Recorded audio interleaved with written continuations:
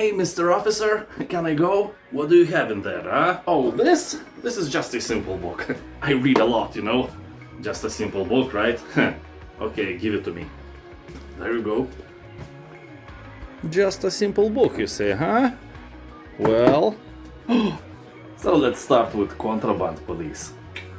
The year is 1981, and as a young officer trainee you are assigned to work at a border post of the mountainous region of Kharak. Entry into the Akharist People's Republic is strictly regulated by the party, and your every move is monitored. The situation at the border escalates when your comrade is killed during one of the interventions. Every visitor must have a set of valid documents. Even the slightest suspicion means refusal to entry. Over time, the number of documents will increase and errors will be more difficult to detect. But you have a good eye and will never disappoint your dear leader. So here you must always be ready to intervene in an emergency situation, solve crime puzzles, support your comrades, and show these capitalist rebels who the real boss is. And of course, it's your dear leader. You are just a helping hand that will help to make decisions that will determine the future of glorious Akharistan. And some say I have an accent,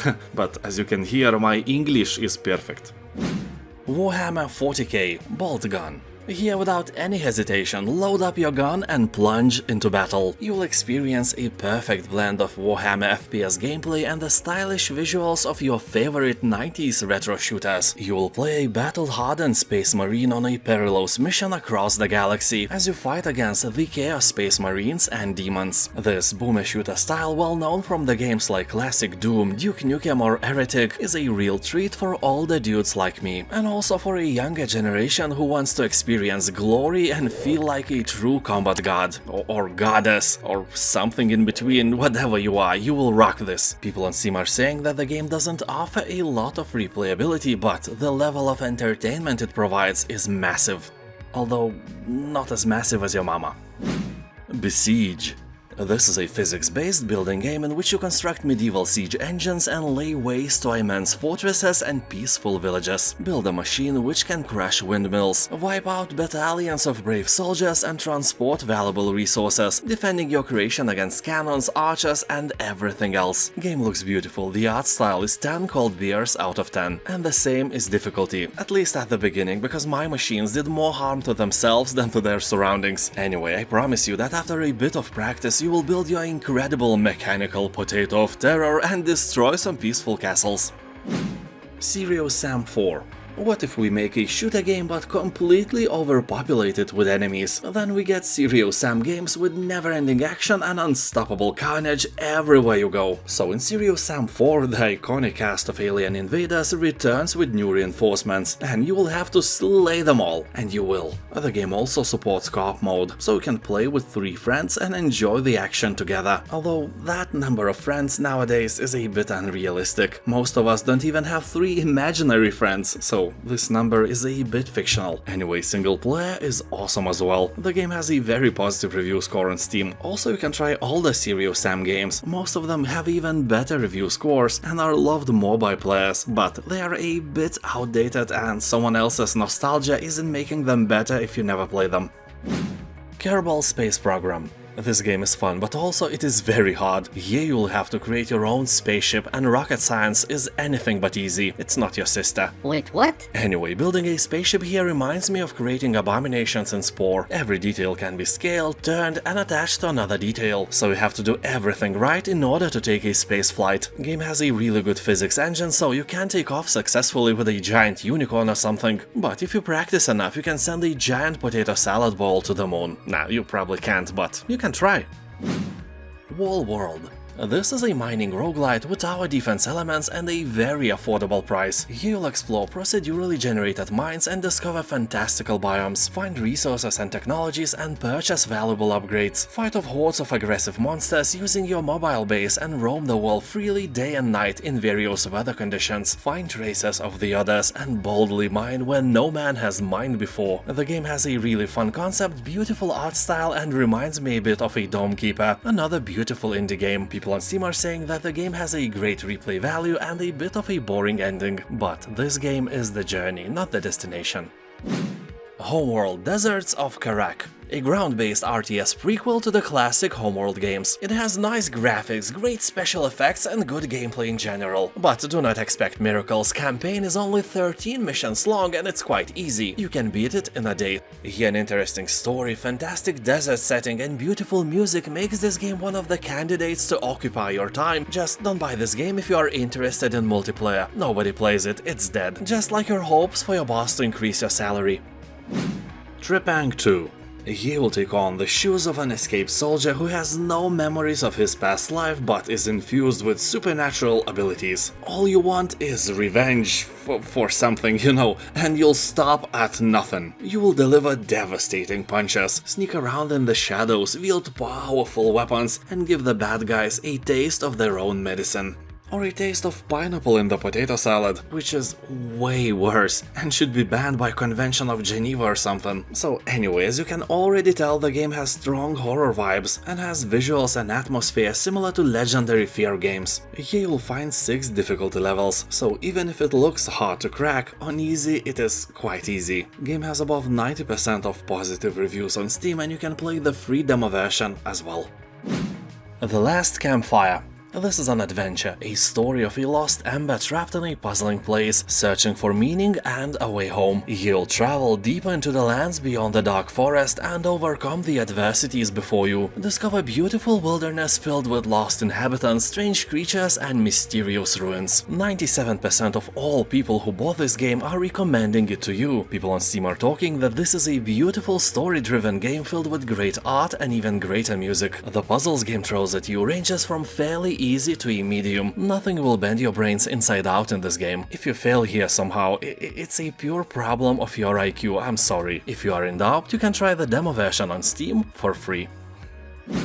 Stellaris. Here every game begins with a civilization who just discovered the means to travel between stars and is ready to explore the galaxy. You will have your science ships survey and explore anomalies, leading you into a myriad of missions, introducing strange worlds with even stranger stories and discoveries that may completely change your outcome. And as always, you are not alone in the universe and you don't know what you will encounter. Maybe a friendly trade federation, maybe a trade federation we saw in Star Wars, and maybe just plain space cannibals. And you will have to deal with all this galactic nonsense all alone, or in multiplayer mode with your friends. Aliens Fireteam Elite.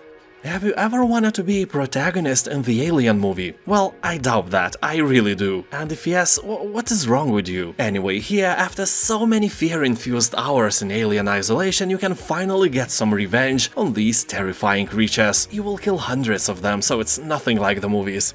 Although it's really fun to play if you have a friend or two. You can play in single player as well, but I assure you that if you want full experience, you will have to find some friends. I know that may be mission impossible, but you can try anyway. You don't need real friends, all you need is some Discord channel with the same-minded people. So here you'll be exploring some friendly planet filled with friendly fauna and live in harmony all together. Except you don't. This game is a carnage where you will have to battle through hordes of different types of xenomorph, customize your character and gear, and level up as you try to contain this ever-growing threat. I especially like the diversity of enemies in this game, they really took their time to create some nasty monsters. The game itself is basically Left 4 Dead just with aliens. I think it's great, and 81% of Steam reviews are also positive.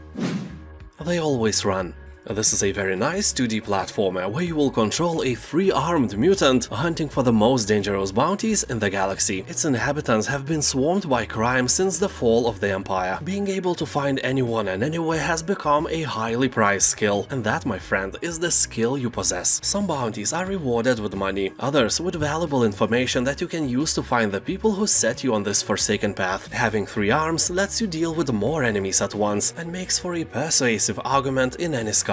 Use your 3rd arm to perform targeted attacks and throws, manipulate the environment, destroy obstacles and wreck enemies. The game has very positive review score and people are saying that it is really fun, although it can be challenging for new players of the genre.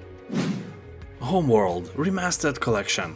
€3 for this classic goodness? Count me in. Pack includes both first and second remastered Homeworld games and Homeworld Remastered multiplayer. I don't know if someone actually plays it, but after this sale there should be at least a few people that can humiliate you in 1 versus 1 battle. You know, there are at least 90 people at all times who play this game, so some of them may want to try their luck in PvP as well. You can build more than 100 spaceships, enjoy them in 4K resolution and entertain yourself with mod support and mod tools. So you can make your own potato spaceships and join the battle to conquer the space called Beristan, or download some models created by way more talented people than you are. No offense. I played classic Homeworld some 20 years ago and I can still remember the wonderful soundtrack this game provides. Absolutely 11 out of 10. The atmosphere of this game was literally out of this world. Or, you know, out of this Homeworld.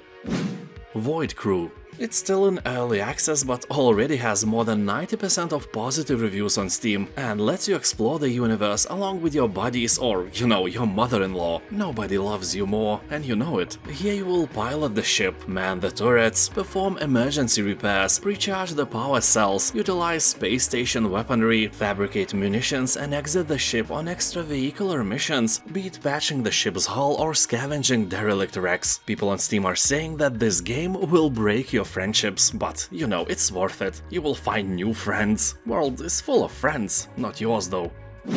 System Shock. This is the full remake of the famous original System Shock from 1994, combining the old gameplay with all new HD visuals, updated controls, overhauled interface and all new sounds and music. It even has the original voice actor of Shodan, the psychotic AI who has taken control of the Citadel station and turned the crew into an army of cyborgs and mutants. She now plans to do the same to Earth, so you must explore and battle your way through the depths of a space station gone to hell. Stop AI and avert humanity's destruction. The best thing for me, a man who never played the original System Shock of 1994, was a shocking experience, pun intended, when I realized that this is not a linear shooter. You can actually decide where to go first, what areas to explore, and you will also have to make a mental map of the space station in your head, because it is huge and it's easy to get lost.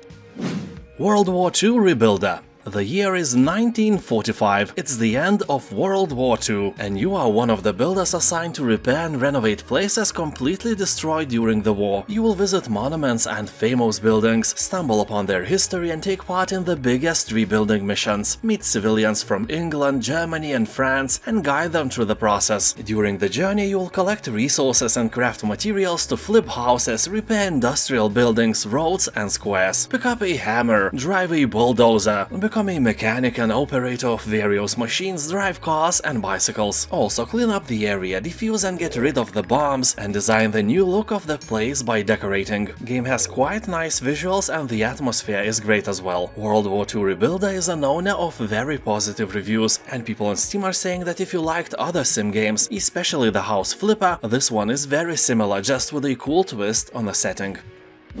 Have a Nice Death. This is an action roguelite platformer where you play as an overworked death. Your employees have run rampant, completely throwing off the balance of souls and your vacation plans. In order to restore order, you'll have to grab your trusty scythe and show your employees how it's done. You'll meet a diverse cast of memorable characters, sharpen your sight skills, and engage in fast-paced hack-and-slash combat, utilizing over 70 unique weapons and spells. Since death can't die, this is a perfect setting for the roguelike genre. You just start again, alive, if death is alive. Well, that makes me wonder. Anyway, a performance review after every run guarantees that you unlock interesting items and upgrades that will help you progress on your journey. Players are saying that the graphics are really nice, gameplay is really fun, but it can become quite repetitive rather quickly as well. The game has a very positive review score on Steam, and the average reviewer has recorded gameplay time between 5 and 50 hours. But while scrolling through the comments, I've seen guys with hundreds of hours, 400, 500, 600 hours of gameplay on record. Their virginity is really safe and going nowhere. Dead Island Definitive Edition. The same developers who made Dying Light created this zombie-infested game as well, and this zombie apocalypse is more beautiful than ever. You will be running from and killing undead in the beautiful tropical island, a wonderful paradise on Earth, and this contrast is really great. Exploring this island is really fun, from the zombie-infested deserted city to secluded beaches and vast highlands. Roam around in order to discover the story behind the zombie outbreak. You can also play in a story-based 4-player co-op mode. Also, have you noticed that this game actually calls zombies zombies? Not walkers, roamers, crazed ones, biters, freakers and so on, but actual zombies, and they have my respect for not trying to invent the bicycle again. Zombies are zombies. But what if they are fast and smart? Then they are fast, smart zombies. Period. Anyway, in Dead Island Definitive Edition you will get the main game and all the DLCs as well. Also, graphics are in HD and so on, and the price is more than great. Torchlight II. People on Steam are saying that this game is highly addictive and can fast-forward your life rather quickly. Some people say that this is a spiritual brother of Diablo 2, but I can't agree with that. It's too cartoony, the models and color palette reminds me of World of Warcraft instead. Although I played World of Warcraft for several years, I still have the best memories. I think I will get back to it. That is when I'm old, some 25 years from now. Anyway, Torchlight 2 is great, very complex and fun, and if you are cool with this colorful Disney princess visual style, it may be one of the best action RPG games you have ever played. You know, if you like Diablo or similar games like Grim Dawn or Path of Exile, Torchlight 2 is probably a must-play.